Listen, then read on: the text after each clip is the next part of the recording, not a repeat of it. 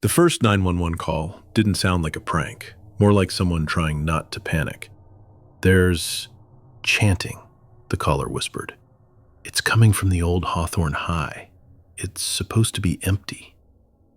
Officers Mason Cole and Talia Ruiz rolled up expecting teens, trespassers, maybe a squatter with a radio. But the moment they stepped through the broken side door, the sound stopped, like someone flipped a switch. The hallway lights, dead for years, flickered once, faint and yellow, just long enough to show rows of lockers that looked strangely clean. Then, somewhere deeper in the building, a locker door slammed shut.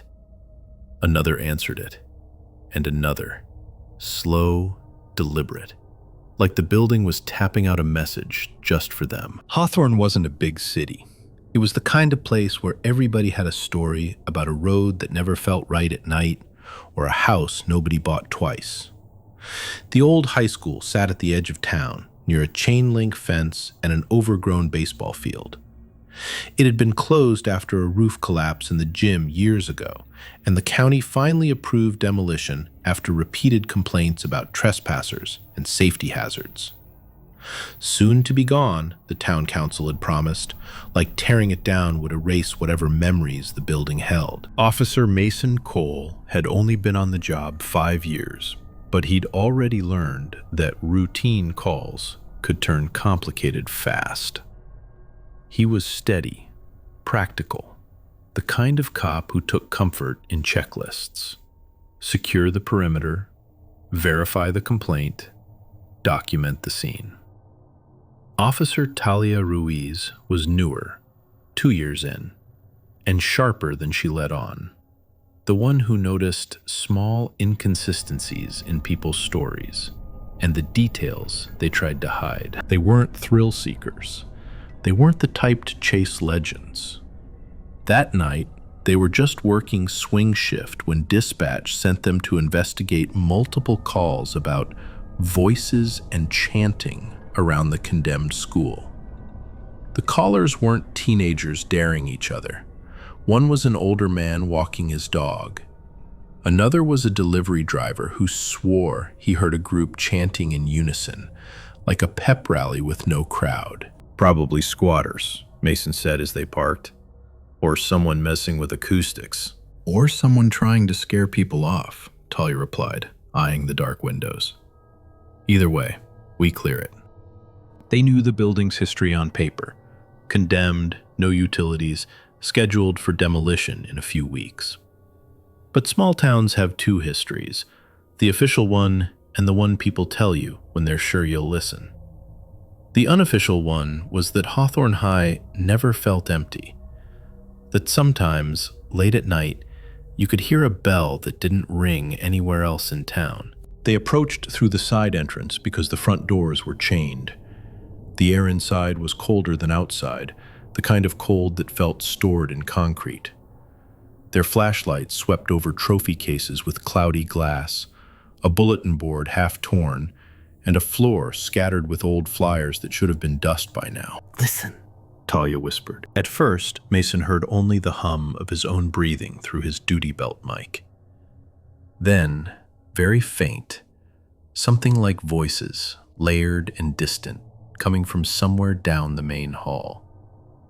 Not loud enough to make out words, but steady, rhythmic, almost organized. Mason keyed his radio quietly. "Dispatch, Unit 12. We're inside making contact. No visual on subjects yet." "Copy, Unit 12, dispatch replied.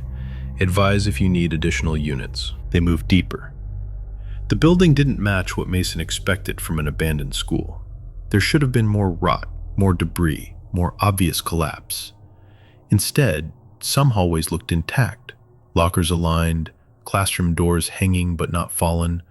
A weird kind of order sat on top of the decay, like someone had cleaned just enough to make it feel wrong. Then the lockers started. A slam from the left side. A pause. 2 slams on the right. A pause. 3 slams down the hall, like an echo, answering back. Talia stopped, holding up a hand. "That's a pattern." "Wind," Mason muttered. but his voice didn't sound sure. There was no draft, no open windows.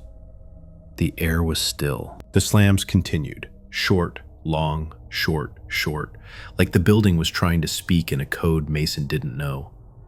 Talia's eyes narrowed, tracking the rhythm like she was counting beats in a song. "Could be someone running around," she said, "trying to lead us." They reached the intersection near the old science wing. The chanting, if it was chanting, cut out again, leaving a silence so complete Mason could hear Talia's flashlight click as she adjusted her grip. And then, as they passed a classroom with a half-open door, Mason's beam caught a chalkboard inside. Bright white writing stood out against dark green slate. It was his name, Mason Cole.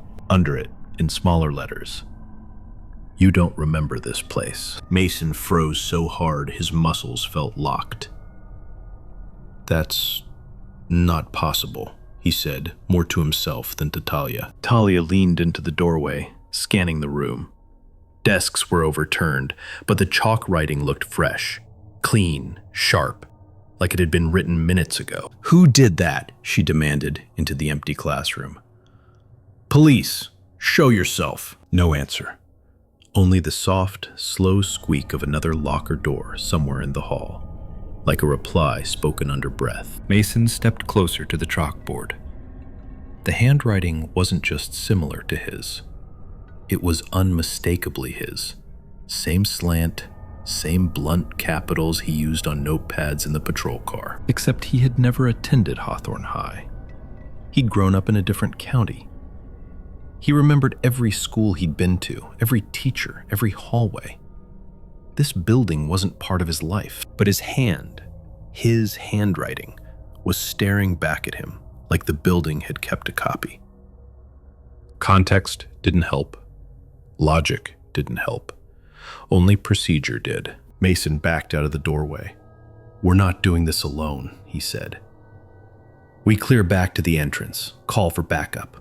We come back with more units and cameras." Talia nodded, but her eyes stayed on the chalkboard, like it might change while she blinked. As they moved, the locker slams resumed.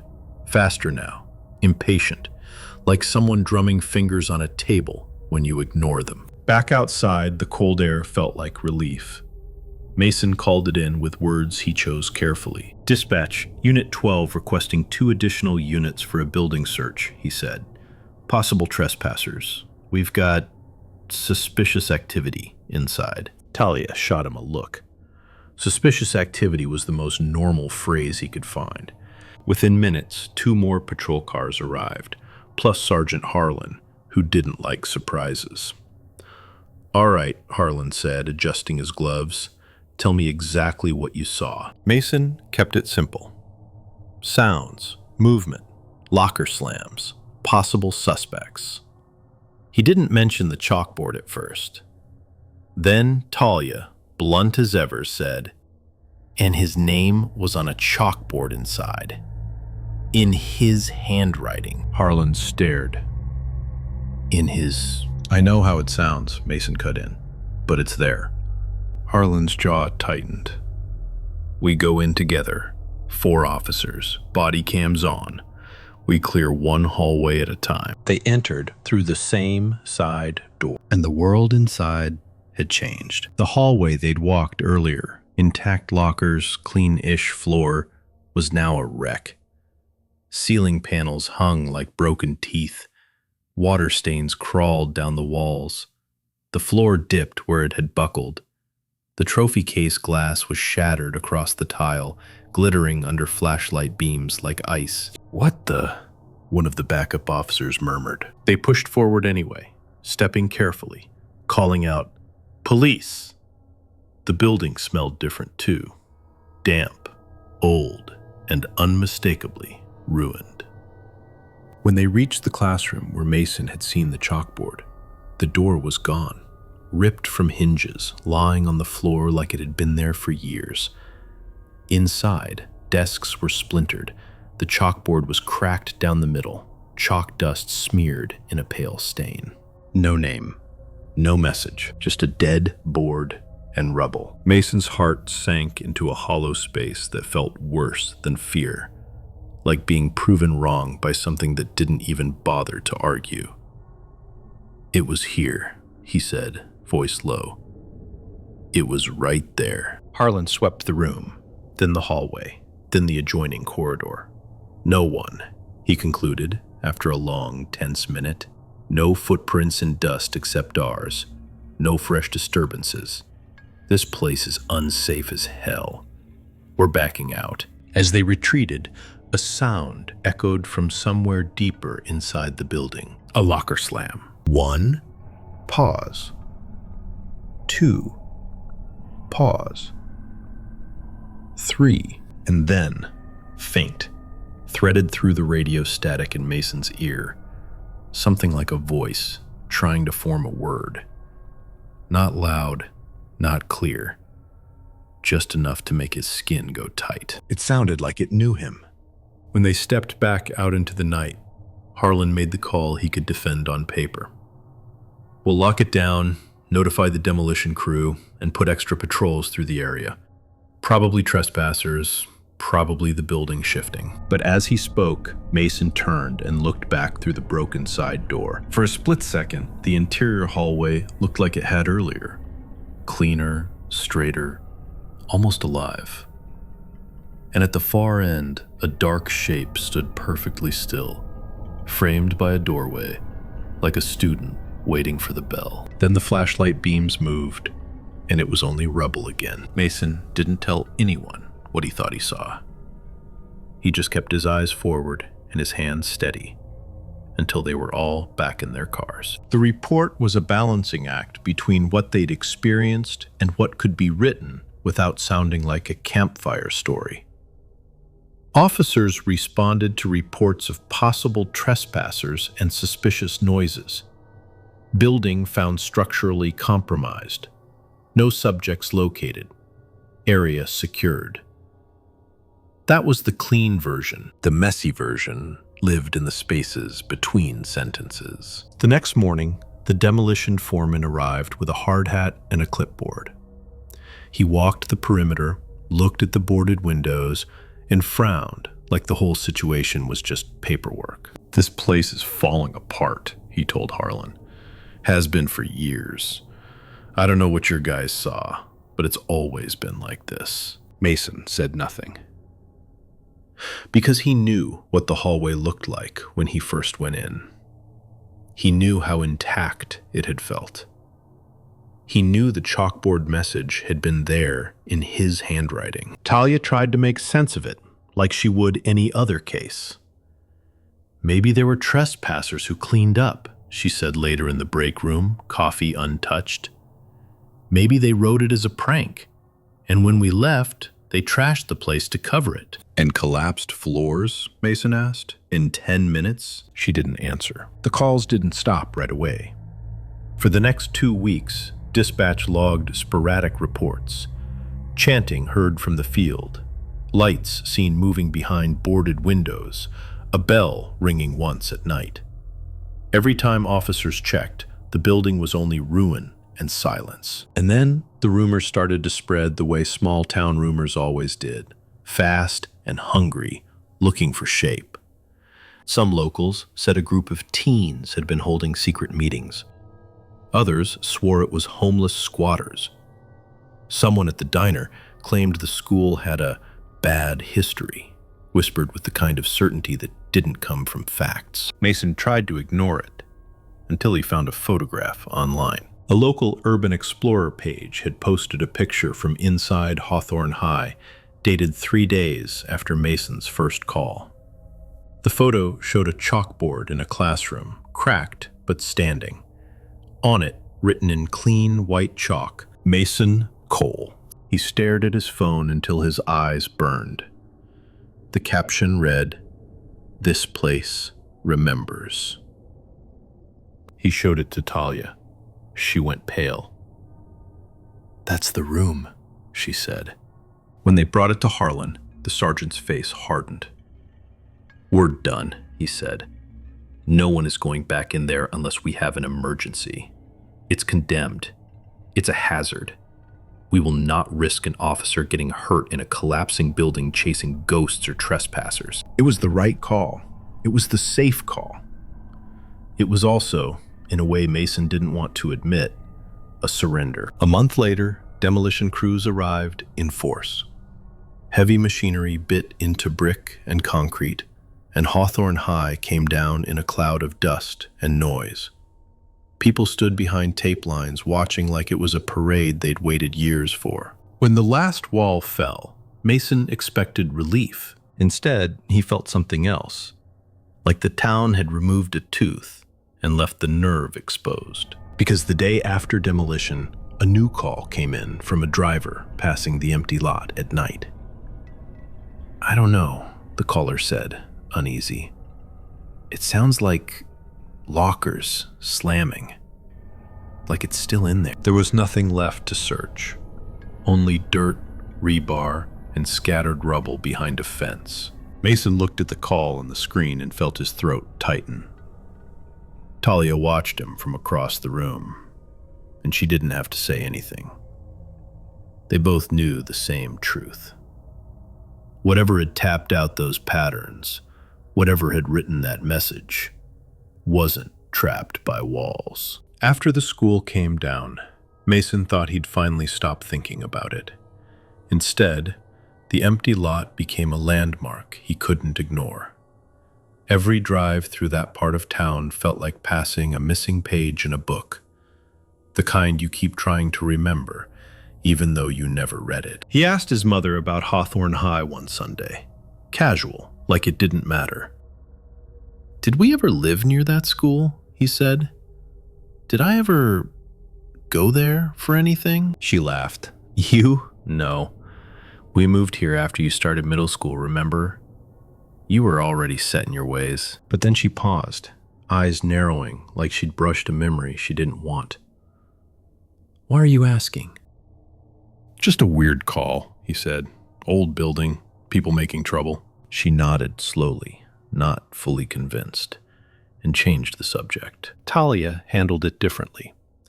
She dove into records, property archives, old news clippings, anything. She found the usual: budget meetings, closure notices, a roof collapse report, and one short article from decades ago about a fire drill that went wrong. Nothing catastrophic, nothing that explained chanting or Morse code locker slams. No clean answer, no neat resolution. Harlan's solution was practical. Policy. He worked with the county to improve how condemned structures were monitored. Better fencing, clearer signage, faster demolition timelines. He didn't say it out loud, but he treated the whole incident like the building itself had been the threat, and the safest thing they could do was remove it. The town moved on the way towns do. A future community park sign went up at the empty lot. Kids rode bikes along the fence. People stopped talking about it as much, except when the weather turned cold and the nights stretched longer. The officers didn't move on as easily. Mason and Talia both avoided the road that passed the lot whenever they could. Not because they were scared of a physical danger anymore. There wasn't a building to collapse on them. It was something quieter, a fear of recognition. Like the place had looked at Mason and called him by a name it shouldn't have known. Months later, on an otherwise normal shift, dispatch sent Mason and Talia to a minor traffic accident on the opposite side of town. Nothing serious. Fender bender, paperwork, and patience. As Mason stood by his cruiser taking statements, his radio crackled with a sharp burst of static that made him flinch. He adjusted the volume, assuming it was a dead zone. Then, under the static, he heard it. 3 distinct clicks, spaced in a pattern too deliberate to be interference. 1, pause. 2, pause. 3. Mason stared at the radio like it had moved. Talia watched his face and whispered, "Don't." He swallowed. "Dispatch," he said, keeping his voice steady. "Can you repeat your last transmission?" There was a pause. Then dispatch replied, normal as ever. Unit 12, we didn't call you. Everything okay? Mason forced a breath. Copy, he said. False alarm. He didn't report the pattern. He didn't write it down. He just finished the accident report and drove the long way back to the station, hands tight on the wheel, eyes fixed on the road. Because in his mind, the lesson of Hawthorne High wasn't that some places are haunted. It was that some calls don't fit into a report, and sometimes the most unsettling part isn't what you see. It's what seems to recognize you. If you were in Mason's shoes, would you trust the procedure you can write down? Or the details you can't explain, even when your own name shows up where it shouldn't? Where is the line between a clever trespasser's prank and something that doesn't fit the world the way you understand it? And if a place seems to recognize you, would you go back to prove you're in control? Or would you take the warning and never drive past again?